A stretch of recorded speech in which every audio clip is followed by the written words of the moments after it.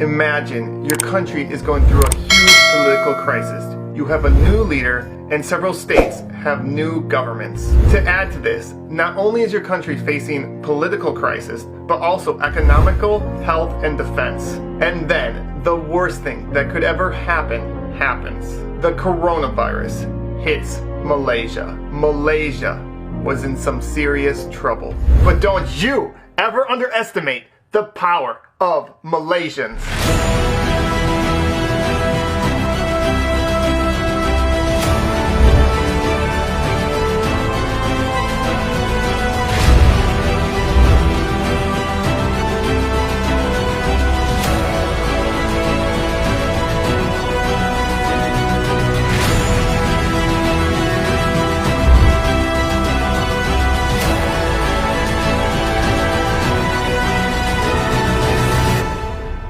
Here are 15 ways that Malaysia did the impossible.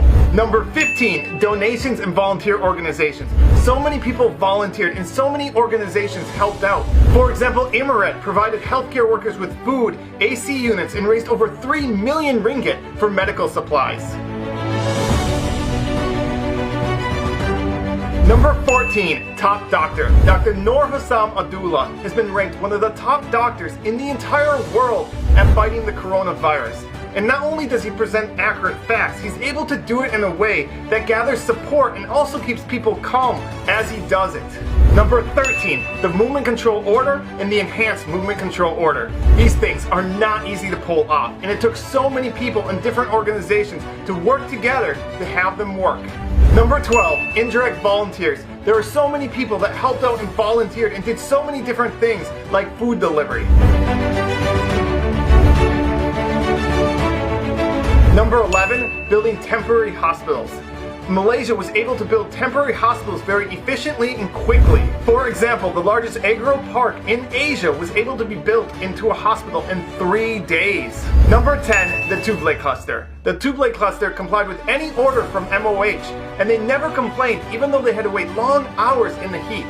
Number 9, banks. Banks lent to the borrowers for 6 months. Number 8, universities. Universities allowed students to stay for free and provided them food as well. Number 7, stipends. Nearly 4 million homes received up to 1,600 ringgit. Number 6, ignoring politics. Opposition leaders came together and forgot about politics for the good of Malaysia. Now that is really cool. Number 5, protecting the most vulnerable. Malaysia did a great job in protecting those that were most vulnerable, homeless and foreign workers. They were put in public halls and provided a tent. Number 4, Malaysians returning home. Malaysians returning home from overseas were provided a free hotel, free food, and COVID-19 testing during their 2-week quarantine. Number 3, respect for frontline workers. I've never seen so much respect and love for frontline workers. It was so beautiful to see all the support Malaysians gave to the frontline workers. Number 2, fixing the PPE shortage for frontline workers. At the beginning of the crisis, there wasn't enough PPE for all the frontline workers, and so Malaysians took it onto themselves. For example, a fashion designer realized she had a skill set that could be very valuable, and so she took the initiative to organize an entire team to make PPE. Prisoners made PPE, college students made PPE, even a Malaysian born with no arms didn't let that stop her from making PPE. And number 1, most important, is teamwork. It didn't matter if you were a celebrity or an average person. It didn't matter your social status. It didn't matter your gender, your religion, your ethnicity. All Malaysians came together for the better of Malaysia. And that's how Malaysia was able to do the impossible, to go from a country that had 3 times more cases than any other country in Southeast Asia to now being one of the safest countries in the entire world.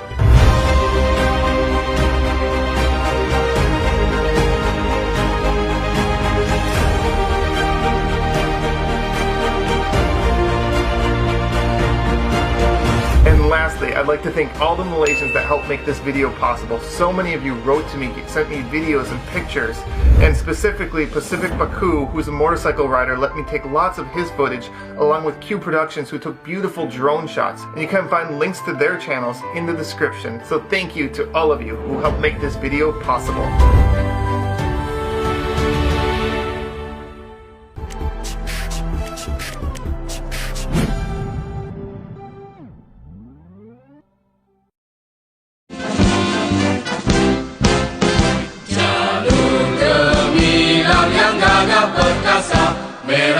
putih, kuning, biru warnanya. Berkibar, megah, penuh bercahaya, pusaka kita rakyat Malaysia.